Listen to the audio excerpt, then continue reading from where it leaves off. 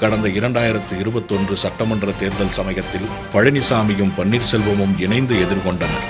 அப்போது தமிழகம் எங்கும் அதிமுக பெற்ற வாக்கு 33.3%.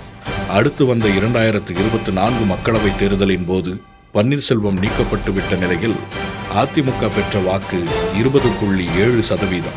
குறைந்த வாக்குகளில் கணிசமான வீதம் பிளவுக்கு பழனிசாமி கொடுத்த விலை என்று சொல்லும் அரசியல் விமர்சகர்கள் தென் மாவட்டங்களில் அதிமுக பெற்ற வாக்குகள் மட்டுமே எவ்வளவு பெரிய சேதாரத்தை கட்சி எதிர்கொண்டிருக்கிறது என்பதற்கு உதாரணமாக சுட்டுகிறார்கள்.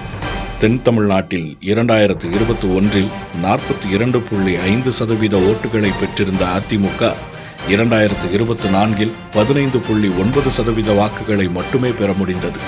எவ்வளவு பெரிய இழப்புக்கு பின் பன்னீர்செல்வமும் இருக்கிறார் என்பதே அவர்களது கணக்கு.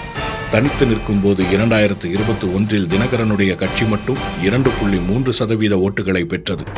எனில் பன்னீர்செல்வத்தால் இன்னும் கூடுதலான வாக்குகளை பெற முடியும் என்பதே வெளிப்படை என்கிறார்கள். இந்த கணக்கு பழனிசாமியின் முதல்வர் கனவை முற்றிலுமாக குலைக்க வல்லது. இதை பாஜக அனுமானித்ததால் தான் எல்லோரையும் ஒன்றிணைத்த அதிமுக ஆட்சியில் பங்கு கொடுக்கும் கூட்டணி ஆட்சி எனும் யோசனையை அமித்ஷா முன்வைத்தார். ஆனால் பழனிசாமி மறுத்துவிட்டார். தமிழ்நாட்டில் திமுக ஆட்சிக்கு எதிரான மனநிலை கணிசமாக அதிகரித்து வருகிறது.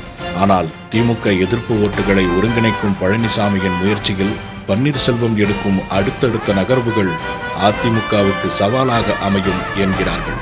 பன்னீர்செல்வம் உருவாக்கும் சவால்களை பழனிசாமி எப்படி முறியடிக்கப் போகிறார் என்பதை பொறுத்திருந்துதான் பார்க்க வேண்டும்.